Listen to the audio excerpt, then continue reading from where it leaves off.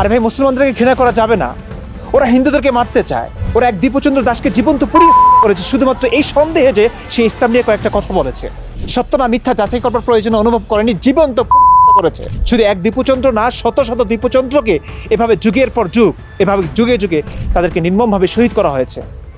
মুসলমানরা করেছে। কেন করেছে? ইসলামে আছে এই জন্য করেছে। নন মুসলিমদেরকে মেরে মেরে তাদের মা বোনদেরকে দাসী বানিয়েছে। ইসলামে আছে, কোরআনে আছে, হাদিসে আছে, নবী করেছে, নবীর সাহাবীরা করেছে। এগুলো কি তার জানা নাই? জানা নাই থাকতে পারে, কিন্তু বর্তমান পৃথিবীতে যে এমনটা হচ্ছে, অনেক অনেক আলেমরা এই কথাগুলো বলছেন, সেই সম্পর্কেও কি তার জানা নাই? সেগুলো কি তিনি শোনেন না? আমার রাসূল বলেছেন, আনান নাবিয়ুল মালহামা, ও আমার উম্মত, আমি যোদ্ধা নবী, আমি যোদ্ধা নবী, বইস্তু বিসাইফ, আমি তরবারি সহ প্রেরিত হয়েছি। উমিরতু আন উকাতিলান নাস হাত্তা ইয়াকুলা লা ইলাহা ইল্লাল্লাহ, আমাকে হুকুম দেওয়া হয়েছে যুদ্ধ চালিয়ে দেওয়ার জন্য, জিহাদ চালিয়ে দেওয়ার জন্য, এই দুনিয়াতে ইসলাম প্রতিষ্ঠা হওয়া পর্যন্ত। শুধুমাত্র মুসলিমদেরকে জাজ করছেন তিনি, কয়েকজন তার সাথে সাক্ষাৎ হওয়া কয়েকজন ভালো মুসলমানদেরকে দেখে। আমি জানি আপনাদের লাইফে অনেক কিছু আছে, অনেক কিছু নিয়ে ব্যস্ত আপনারা। তার মানে কি একটা বর্বর নৃশংস একটা জাতি, একটা ধর্ম তাদের প্রতারণার জাল বিস্তার করে আপনাদেরকে পর্যন্ত দখল করে নিবে? একটু সময় দিন, ইসলাম সম্পর্কে জানুন। আমরা মুসলমানরা কতটা ধোঁকাবাজ, প্রতারক, কিভাবে প্রতারণা করে মানুষের সঙ্গে ভালো ব্যবহার করে তাদেরকে কনভার্ট করবার চেষ্টা করি, কিভাবে তারা মুসলিম হতে না চাইলে তাদেরকে আবার মারতে পারি। সব কিছু আমরা পারি যে, এটা একটু বোঝার চেষ্টা করুন। এই কথাগুলো কেউ বলবে না, কারণ এই কথাগুলো যারাই বলেছে তাদেরকে মেরে ফেলেছে। আমি কোনোভাবে জীবনকে বাজি রেখে কথাগুলো বলছি। ডক্টর পার্থ ব্যানার্জি, প্রাক্তন RSS নেতা, ওনার মুখ থেকে কিছু কথা শুনলাম মুসলমানদেরকে নিয়ে। শুনে আমি কনফার্ম যে অদূর ভবিষ্যতে পুরো ভারত মুসলিমদের দখলে চলে যাচ্ছে। এবং শুধু ভারত না, এরকম মানুষ যদি পুরো পৃথিবীতে ছড়িয়ে থাকে, তাহলে আমি বলতে পারি একটা সময় পুরো পৃথিবীতে রাজত্ব করবে মুসলিমরাই। কেন বলছি? ওনার কথাগুলো আগে একটু শুনুন। একজন RSS নেতা এই কথাগুলো বলছেন। মুসলমান বিদ্বেষী কথাবার্তা বলছে, তাদের মধ্যে 99% লোক একটা মুসলমানকেও ব্যক্তিগতভাবে চেনে না, একজনকেও চেনে না। কারুর বাড়িতে কখনো যায়নি, কারুর বাড়িতে বসে দুটো ভাত খায়নি, কারুর বাড়িতে গিয়ে তারা কেমনভাবে বেঁচে আছে তার হিসেব করেনি, তাদের ছেলেমেয়েরা কি লেখাপড়া করে, তাদের জীবনের স্বপ্ন কি, একবারও খোঁজ খবর করেনি। কিন্তু তারা মুসলমানদের সম্পর্কে সবসময় একটা ঘৃণার কথা, বিদ্বেষের কথা বলে চলেছে, কিন্তু তাদের সম্পর্কে তারা কিছুই জানে না।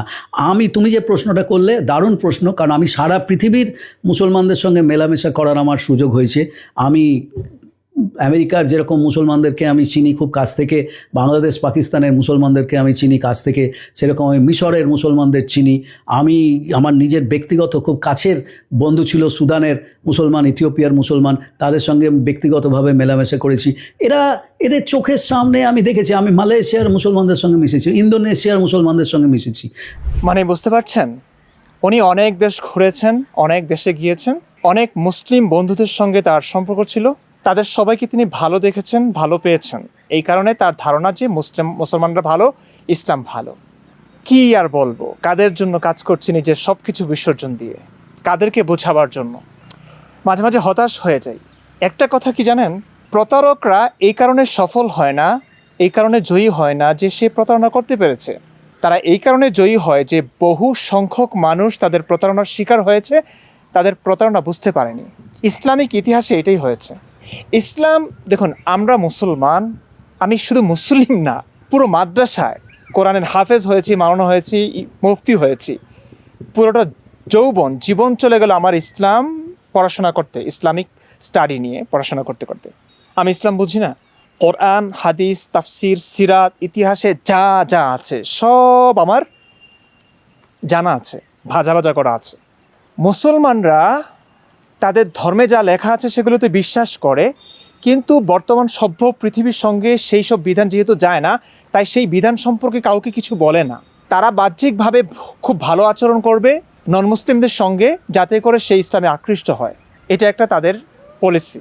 কিন্তু এই মুসলিমরাই, যারা অন্তত ইসলামটা জেনে বুঝে মুসলিম হয়েছে, তারা জানে যে সকল নন মুসলিমদেরকে মুসলিম বানাতে হবে। যদি তারা মুসলিম হতে না চায়, তাহলে তাদেরকে মারতে হবে, তাদের মেরে তাদের মা বোনদেরকে দাসী বানাতে হবে। এটা প্রফেট মোহাম্মদ সাল্লাল্লাহু আলাইহি ওয়াসাল্লামের শাশ্বত বিধান এটা, তিনি এটা করে গেছেন, তার সাহাবীরা করেছেন, তার পরবর্তী খলিফারা এটা করেছেন, এটাই ইসলাম।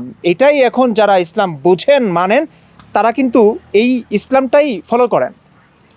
হ্যাঁ, এটা ঠিক যে প্রচুর মুসলিম আছেন যারা তাদের ধর্ম সম্পর্কে কিছুই জানেন না। জাস্ট ছোটোবেলা থেকে নবীর প্রতি ভালোবাসা দেখানো হয়েছে তাকে, সে ভালোবেসে এসেছে, ভালো ভালো কথা শুনে এসেছে, নবীকে তারা ভালোবাসে, কোরআনকে ভালোবাসে, ইসলামকে তারা ভালোবাসে নিজ ধর্ম হিসেবে। কিন্তু ইসলামে কি লেখা আছে, ইসলামের যে বর্বক নৃশংস দিকগুলো তারা কখনো জানতে চায়নি, তারা কখনো শুনেও নি, কোনো আলেম তাদেরকে শোনায়ও নি। এরকম কিছু মুসলিম আছে, ঠিক আছে, উনি হয়তো এরকম মুসলিমদের সঙ্গেই দেখা করেছেন। আর যদি ওইরকম মুসলিম হয়, জানা বোঝা মুসলিম, তারা জানে যে অমুসলিমদেরকে মারতে হবে, অমুসলিমদেরকে মুসলিম বানাতে হবে, যদি মুসলিম হতে না চায় তাদেরকে মারতে হবে, তাদের মেরে দাসদাসী বানাতে হবে, এটাই ইসলামের সবচেয়ে পূর্ণতম অধ্যায়, ইবাদত। এটা জানবার পরেও, এই স্বপ্ন দেখবার পরেও তারা নন মুসলিমদের সঙ্গে ওই আইনের কারণে, সভ্যতার কারণে, সুযোগ না থাকবার কারণে ভালো ব্যবহারটা করছে। তাদের উদ্দেশ্য হচ্ছে আগে ভালো ব্যবহারটা করে তাদেরকে দেখি কনভার্ট করা যায় কিনা, কিংবা যাদের ব্যাপারে কোনো উদ্দেশ্য নাই যে তাদেরকে এখন আমি কনভার্ট করব, তাদের সঙ্গে হয়তো কোনো রাজনৈতিক কারণে, অন্য কোনো কারণে হয়তো ভালো ব্যবহারটা করেছে। একজন আরএসএস নেতার তো কমপক্ষে ইসলাম সম্পর্কে বিন্দুমাত্র ধারণা থাকা দরকার ছিল, সেটা পর্যন্ত নাই। তিনি মুসলিমদেরকে দেখে ইসলামকে বিচার করছেন, তিনি তার সঙ্গে সাক্ষাৎ করা ভালো মুসলিমদেরকে দেখে সকল মুসলিমদেরকে একই পাল্লায় রাখছেন। এই কারণে বলছি, ভারতের যদি এই অবস্থা হয়, একজন নেতার যদি এই অবস্থা হয়, তাহলে অদূর ভবিষ্যতে পুরো মুসলিমরা, পুরো ভারতবর্ষে মুসলিমরা রাজত্ব করবে। এটা অসম্ভব কিছু না। আমরা আমাদের পরিবার, আমরা আমাদের কেরিয়ার সব কিছু বিসর্জন দিয়ে, নিজের মাতৃভূমি বিসর্জন দিয়ে, মাতৃভূমির মায়া ছেড়ে অন্য একটা দেশে রিফিউজি হয়ে আছি। মা বাবাকে দেখছি না, মা বাবার ভালোবাসা পাচ্ছি না, আত্মীয় স্বজনের ভালোবাসা পাচ্ছি না, সব কিছু শেষ শুধুমাত্র মানুষের জন্য, মানুষকে সচেতন করবার জন্য, মানুষকে সত্য কথাগুলো বলবার জন্য, যে সত্যগুলো না জানবার কারণে তারা বিপদের সম্মুখীন হবে। আমরা আমাদের সব কিছু বিসর্জন দিয়েছি, কিন্তু যাদের জন্য কাজ করছি তারা কিছুই বুঝতে পারছে না। তাদের মুখে শুনতে হচ্ছে মুসলিমটা এমন, হাসি আসে। তার মানে কি এই বর্বর একটা ধর্ম শুধু তার বর্বরতার কারণে, চালাকের কারণে, প্রতারণার কারণে পুরো বিশ্বে রাজত্ব করবে? হ্যাঁ, পুরো বিশ্বে যদি মুসলিমরা রাজত্ব করে আমি অবাক হব না, এবং এটাই হয়তো বাস্তব হবে। এটা এই কারণে না যে মুসলিমরা খুব সভ্য, ইসলাম খুব সুন্দর ঐশ্বরিক ধর্ম, সৃষ্টিকর্তার মনোনীত ধর্ম, এটা এই কারণে না। এটা এই কারণে যে ইসলাম সম্পর্কে পুরো পৃথিবীবাসীর অসচেতনতা, তারা ইসলাম সম্পর্কে জানে না। ইসলামের বর্বরতা, ইসলামের প্রতারণা, এই সব সম্পর্কে তারা একদমই অজ্ঞ এবং মূর্খ। এই কারণে তারা প্রতারণার শিকার হবে, এবং ইসলাম তার প্রতারণার জাল বিস্তার করে পুরো পৃথিবীতে রাজত্ব করবে। এটাই হবে, এটাই হচ্ছে। হয়তো পথ মসৃণ হচ্ছে যখন দেখি এত বড় নেতা মুসলিম সম্পর্কে এমন কথা বলছে, কোনো পড়াশোনা নাই, কোনো জানাশোনা নাই। আরে মানলাম তিনি ইসলাম সম্পর্কে কিছুই জানেন না, বোঝেন না, কখনো চেষ্টাও করেননি পড়তে বুঝতে, কিন্তু তিনি তো পুরো পৃথিবীতে যে টেরোরিজমগুলো হচ্ছে, টেরোরিস্ট অ্যাটাক হচ্ছে, মুসলমানরা করছে, কেন করছে, এগুলো সম্পর্কে তো জানা থাকার কথা। সেগুলো কি তিনি জানেন না? কেন তিনি বলছেন যে মুসলমানরা ভালো, কেন শুধু মুসলমানদেরকে ঘৃণা করে? আরে ভাই, মুসলমানদেরকে ঘৃণা করা যাবে না, ওরা হিন্দুদেরকে মারতে চায়, ওরা এক দীপচন্দ্র দাসকে জীবন্ত পুড়িয়ে হত্যা করেছে শুধুমাত্র এই সন্দেহে যে সে ইসলাম নিয়ে কয়েকটা কথা বলেছে। সত্য না মিথ্যা যাচাই করবার প্রয়োজন অনুভব করেনি, জীবন্ত পুড়িয়ে হত্যা করেছে। এই সব নিউজ কি তার কানে যায়নি? সে দেখেনি? শুধু এক দীপচন্দ্র না, শত শত দীপচন্দ্রকে এভাবে যুগের পর যুগ, এভাবে যুগে যুগে তাদেরকে নির্মমভাবে শহীদ করা হয়েছে। মুসলমানরা করেছে। কেন করেছে? ইসলামে আছে এই জন্য করেছে। নন মুসলিমদেরকে মেরে মেরে তাদের মা বোনদেরকে দাসী বানিয়েছে। ইসলামে আছে, কোরআনে আছে, হাদিসে আছে, নবী করেছে, নবীর সাহাবীরা করেছে। এগুলো কি তার জানা নাই? জানা নাই থাকতে পারে, কিন্তু বর্তমান পৃথিবীতে যে এমনটা হচ্ছে, অনেক অনেক আলেমরা এই কথাগুলো বলছেন, সেই সম্পর্কেও কি তার জানা নাই? সেগুলো কি তিনি শোনেন না? শুধুমাত্র মুসলিমদেরকে জাজ করছেন তিনি কয়েকজন তার সাথে সাক্ষাৎ হওয়া কয়েকজন ভালো মুসলমানদেরকে দেখে। এত কিছুর পরেও কি আমি বলতে পারি না যে মারা খাবে? ওরা মারা খাচ্ছে, মারা তো খাচ্ছেই। হিন্দুস্তানে ভাই মুসলিমরা শত শত বছর ধরে শাসন করেছে, রাজত্ব করেছে। কিভাবে কোন মুসলিম দেশে হিন্দুরা পারবে এটা করতে? তার মানে কি একটা সহজ সরল একটা জাতি এভাবেই ধ্বংস হয়ে যাবে, আর একটা বর্বর নৃশংস জাতি এভাবেই রাজত্ব করে যাবে পুরো পৃথিবীতে? মানা যায় এটা? আজকে মুসলিম সংখ্যাগরিষ্ঠ দেশ বাংলাদেশ, সেই কারণে সেখানে মূর্তি করতে দিচ্ছে না, মন্দির করতে দিচ্ছে না, মন্দির ভাঙচুর করা হচ্ছে। হিন্দুরা তাদের ধর্মের দাওয়াত দিতে পারছে না, খ্রিস্টানরা দিতে পারছে না। ব্যাস, এত কিছুর পরেও কি বলতে পারি না যে হিন্দুরা মারা খাচ্ছে? মারা তো খাচ্ছি ভাই, মারা খাওয়ার দিন সামনে আরও আসছে, মারা তো খাচ্ছেই, এতকাল খেয়ে এসেছে, আরও খাবে। এই সমস্ত ঘটনা যখন দেখি না, তখন বলতে হয় যে মারা তো অনেক বড় সড়ো মারা খাওয়ার অপেক্ষায় আছে। ওরা মারা খাচ্ছে না। এক হিন্দুস্থানে শত শত বছর ধরে মুসলিমরা রাজত্ব করে কিভাবে? কোনো মুসলিম সংখ্যাগরিষ্ঠ দেশে হিন্দুরা রাজত্ব করতে পারবে? পারবে না। কেন? এই পার্থক্যটা কি আসলে? এতটুকু বোঝা তো উচিত ভাই। আমার কথাগুলো আপনাদের কাছে বাড়াবাড়ি মনে হতে পারে, কিন্তু ইতিহাস দেখুন, ইসলাম সম্পর্কে জানুন, তখন বুঝবেন যে আমি বাড়াবাড়ি করছি না, একটা কথাও বাড়াবাড়ি না। যা বলছি সব সত্য বলছি। একটু তো জাগুন, একটু তো বুঝুন, একটু তো সজাগ ও সচেতন হন। কত আর মার খাবেন?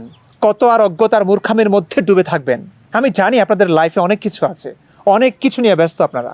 তার মানে কি একটা বর্বর নৃশংস একটা জাতি, একটা ধর্ম তাদের প্রতারণার জাল বিস্তার করে আপনাদেরকে পর্যন্ত দখল করে নেবে?